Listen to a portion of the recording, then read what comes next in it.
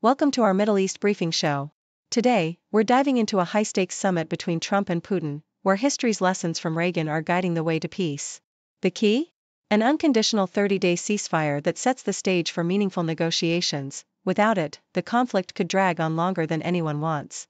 Trump's showing strength with military support and sanctions, but he's also being advised to stand firm on principles, just like Reagan did back in Reykjavik, avoiding distractions like territorial concessions that could backfire. Next up, we explore Hong Kong's role as a springboard for European companies eyeing Asia's vast markets. Firms like Bright View and Libertify are leveraging Hong Kong's friendly business climate, financial hub, and regional links to expand into China and beyond.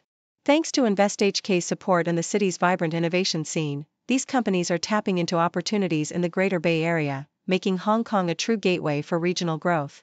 Finally, we turn our focus to Gaza, where the dangers faced by journalists are heartbreaking and real. The targeted killing of Al Jazeera's Anas al-Sharif underscores the peril media workers endure amid ongoing conflict. With hundreds of Palestinian journalists killed, their bravery shines through, reporting from a dangerous frontline. The international community continues to call for accountability and protection for these journalists risking everything to reveal the truth. Please continue to watch for more detailed insights. CNN reports that President Trump's upcoming summit with Vladimir Putin in Alaska presents a pivotal opportunity to address the ongoing conflict in Ukraine. The key to success lies in Trump channeling the resolute diplomacy of Ronald Reagan at Reykjavik, standing firm on the demand for a full, unconditional 30-day ceasefire before engaging in negotiations. Despite Russia's escalation and the toll of over 1 million casualties inflicted by Putin's invasion, Trump's position of strength, bolstered by increased sanctions, military support for Ukraine, and a united NATO, can compel Putin to accept the terms. The article emphasizes that Trump's approach should be uncompromising. If Putin refuses to cease hostilities, the summit should end without concessions, echoing Reagan's principled stance which ultimately laid the groundwork for Cold War peace.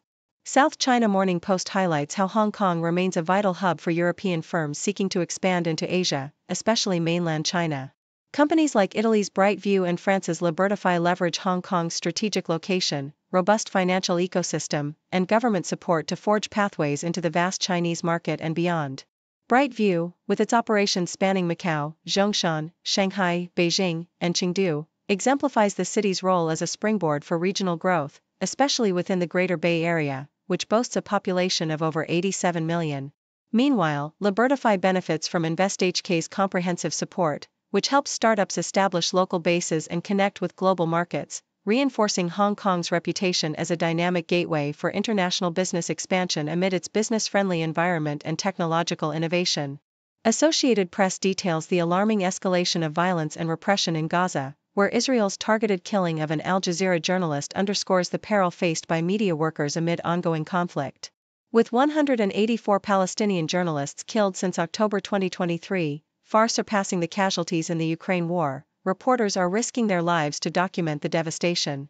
Israel's restrictions and accusations have made it nearly impossible for international journalists to access Gaza, forcing reliance on local sources and brave correspondents like Anas al-Sharif, who was killed in an airstrike after reporting from the front lines.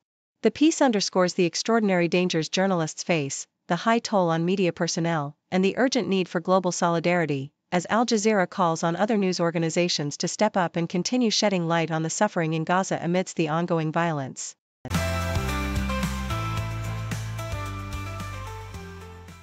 Deutsche Welle reports the tragic loss of 5 Al Jazeera journalists, including renowned reporter Anas al-Sharif, in an Israeli airstrike near Gaza's Al-Shifa hospital.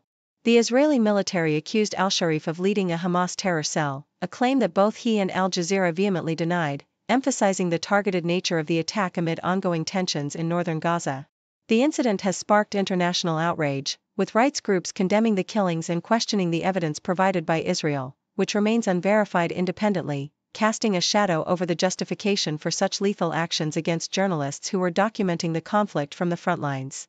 Australian Broadcasting Corporation details the controversial post and boast legislation proposed in Western Australia, aimed at curbing social media posts that glorify or incite criminal behavior. The law targets crime influencers who boast about crimes like theft, assault, and racial harassment, with penalties reaching up to 3 years in jail and hefty fines. Critics argue that the legislation's broad scope could infringe upon free speech and suppress peaceful protests, citing historical examples like the Belair wetlands protests and the suffragette movement. The bill's supporters insist it is necessary to prevent re-traumatization of victims and curb online criminal glorification, though concerns about its potential to criminalize legitimate activism persist. Yahoo US covers IDF Chief of Staff Lt Gen Eyal Zamir's commitment to protecting hostages amid ongoing military operations in Gaza. Zamir emphasized that Israel will do everything possible to secure the safety of hostages and bring them home, reflecting the gravity of the current conflict and Israel's determination to prioritize hostage rescue efforts. His visit to ground forces headquarters underscores the seriousness with which Israel is approaching its military campaign, balancing aggressive action with the imperative of safeguarding innocent civilians and captives. This stance highlights Israel's focus on strategic resilience and the complex challenges faced in its military operations in Gaza.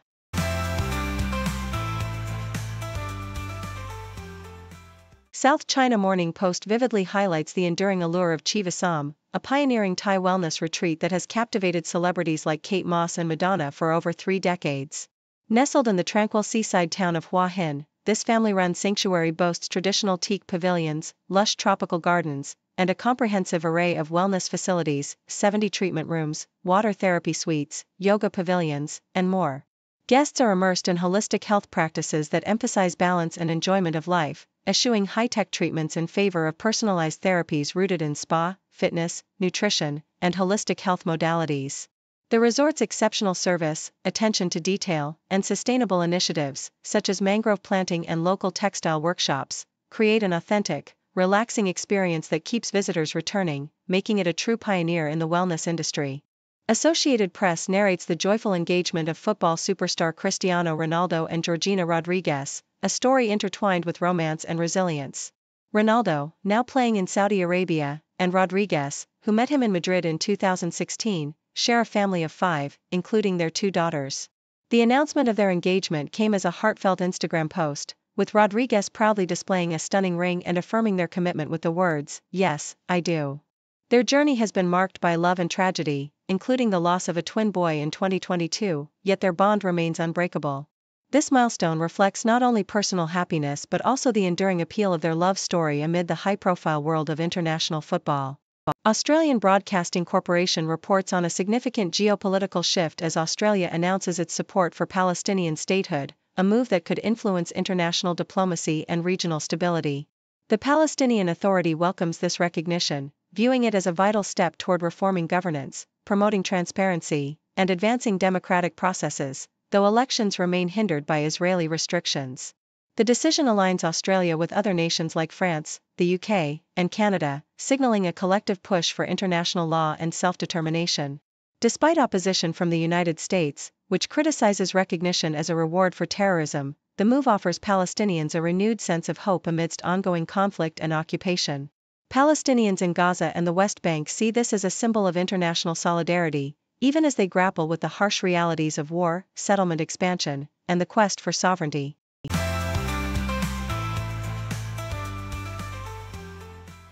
Australian Broadcasting Corporation reports that although dates are among the oldest cultivated foods in human history, the industry in Australia remains in its infancy. Local growers are now focusing on the date palm, particularly in the Riverland and Sunraysia regions, where the climate is ideal for cultivation. The Australian Date Grower Association, ADGA, sees significant potential for export markets, especially since Australia can produce dates during the Northern Hemisphere's off-season. Currently, around 50 farms cultivate varieties like Barhi and Medjool, with demand rising from Middle Eastern, Indonesian, and Indian communities in Australia. Experts like Michael Tyler highlight the looming Northern Hemisphere storage crisis, presenting Australia with a lucrative opportunity to supply dates to the global market, especially as the industry matures rapidly. Growers like Steve Brower and Peter Middleton emphasize the crop's long-term potential, noting that dates fetch high prices domestically and that Australia is well positioned to export to Indonesia and the Middle East, regions with large Islamic populations for whom dates are a cultural staple. Despite the export focus, local demand remains underexploited, with some growers experiencing a seller's market where prices reach $20 to $30 per kilogram, and the industry offers a promising, sustainable alternative to traditional grape farming, with patience and long-term commitment being key to success. Thank you for tuning in. The content above showcases the latest briefing reports and analytical synopses, thoughtfully curated by the 6Do team. These insights stem from a wide array of reputable media outlets, think tanks, government sources, and specialized experts worldwide. We encourage you to explore these sources for a comprehensive perspective. Keep in mind that while the content may not always align with the official standpoint of 6 Brief, it's not meant to be taken as absolute directives for decision-making. Comprising seasoned media professionals, learned scholars, and accomplished scientists, the 6 team embodies a trailblazing, fully independent media entity. To customize 6 Brief to meet your professional needs, you have the option to subscribe to a diverse array of briefings on our website, 6dobrief.com. Regardless of your location, you can conveniently receive 6 Brief via email.